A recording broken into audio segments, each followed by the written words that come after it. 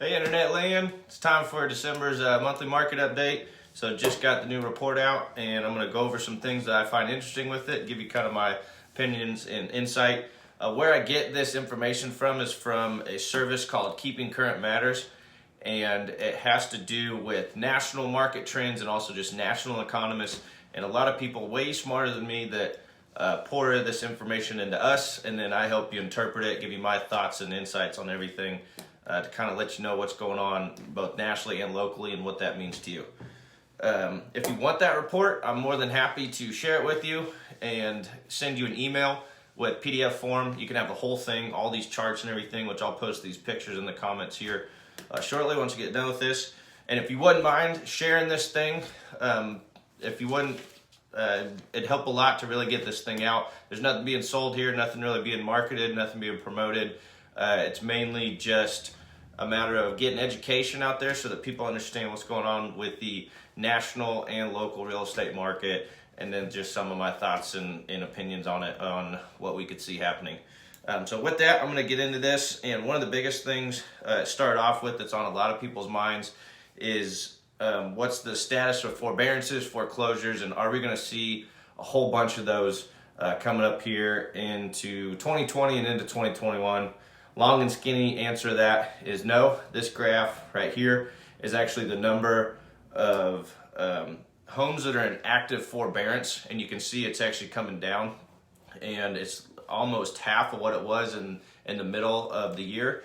And so a lot of these homes are not actually getting foreclosed on. There's a lot of equity within these homes. There's a lot of creative financing situations that the lenders are able to work out so that people don't have to go into foreclosure. And as you can see, the number of forbearances are starting to decrease. So if anything, you're not going to have this flood of foreclosures like people are banking on and hoping for everything to happen. So if you're waiting for the market to crash or the bubble to burst, I hate to burst your bubble, but it's not going to. So that's just kind of what we're seeing there. Now on the flip side of that, there is a lot of opportunity in real estate, but it's not in the foreclosure market like we saw with 2008 and that kind of thing. What I see opportunity is in what's called old houses. And when I say old houses, over the next 10 to 15 years, there's a lot of 70, 80, 90-year-old people who have these outdated houses that have good bones, good mechanics, things like that, been well taken care of, but they're outdated. They need to be updated. And so there's a lot of generational wealth that is getting ready to be transferred over the next 10 to 15 years from 70, 80, 90-year-olds that now either pass away or decide to go to an assisted living facility, but they have a bunch of equity in this house and it needs to be updated. And what do you do with the house? It's either going to go to auction, it's going to get inherited, and either that generation is going to flip it or they're going to just sell it to cash buyers. Some way or another, a lot of that equity that's in those houses from 70, 80, 90-year-olds is going to get transferred into the economy over the next 10 to 15 years.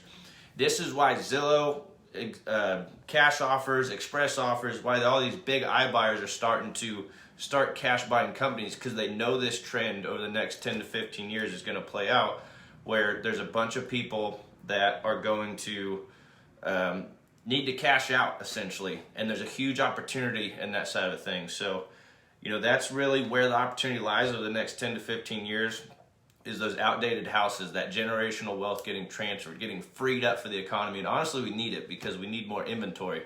We need more houses coming to the market, existing homes to come to the market, not just new builds. And I feel like that's the way that it's going to happen over the next 10 to 15 years is those 70, 80, 90-year-olds either passing on and needing to sell their house, moving to assisted living facilities. So there's a lot of houses that are going to need to be updated. So get your flipping shoes on and be ready to find those deals. And that's why you see all these cash companies starting up that want to come buy your house for cash for that type of situation. The second concern that some people have had and the report addresses is if home prices are rising too fast. Some people have the fear from 2008, that wasn't too long ago, that people remember that. And if you look at this chart right here, you can see that over the last 20 years, our appreciation's been at about 4%, 3.8% is what it is. And you can see the spike in 2008 and then the crash, and then you can see it rising again. But it doesn't mean over the course of those years, real estate's still a really solid investment when you look at it from a 10 to 30 year lifespan. Now, if you're looking at it in '08 right here, if you bought even at the height of the bubble, it crashed. Now look at where you're at. Your home price is up here, whereas even if you bought at the height of the market here, it's way higher here. So if you look at the long-term span of real estate, we're fine. House prices are not rising too fast. Over the span of a long course of years, your inflation is not out of control, and real estate is still a good investment, and you're still able to recoup the money that you put into your house from here. You might just have to wait a little bit longer because, yeah, the market crashed here, but you're going higher. So what I'm trying to say to you is it's very hard to make a bad decision when it comes to buying personal real estate. As long as you buy a good house, you take good care of it is the piece of it, and you buy it in the right locations that continue to appreciate through both private and public development. Uh-oh, there goes my screens. Hold on. That's how you know it's live. So anyway, home prices are not rising too fast.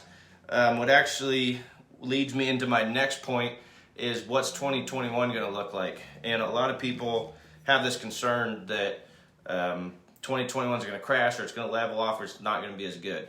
The chief economist at Realtor.com is predicting that we're actually going to have a 7% increase to next year. So if you thought this year was crazy, next year is going to be increasing by 7%, which I know that doesn't sound like a big number, but if we've been increasing by 5% over the last, 4% over the last 20 years, 7% in 1 year is a lot. So it's going, this spike is going to continue to spike and go up with that. So that's honestly a really good thing, because if you buy a house, that means your house is going up in value.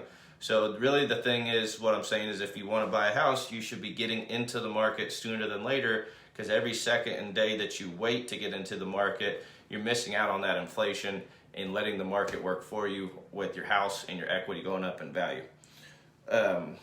So that's one big prediction we look like, is that we're seeing an increase. Next year is going to be even crazier, even higher prices than it is now. What we see a lot of what's going on right now, I'm going to wait to get into that one next. We're going to get into this quote by who was it? It was the guy from Indeed. He was the chief economist at Indeed, and he was saying that a lot of this depends on the outlook of 2021 depends on the recent virus surge and how some of those things affect everything going on. So how long is this virus still going to stick around, and then how much are we going to change both our home and our work behavior that has to dictate what our workforce and our GDP is going to be like. So ultimately, a lot of this comes down to your income. And if your income's not affected, the housing market and a lot of other things aren't going to be affected. Because what we saw, like when the shutdown happened, all the money from consumer spending went like this. And where'd it go? It went to the housing market, because that was one of the few things we were able to still spend money on. People didn't really lose their jobs or lose their sources of income like they thought. It changed. You had to do everything from a remote standpoint a lot more, but you didn't necessarily lose the funds that you were receiving unless you were in some of those restaurant or secondary industries that aren't primary industries, because even though we're going to shut down certain ways we do business, we're not going to shut down the entire economy. It's not something you can just flip on and off. We're not going to shut it off. We're just going to change it. Just like we're figuring out how to change learning to now doing remote learning, we're doing a lot more remote digital work.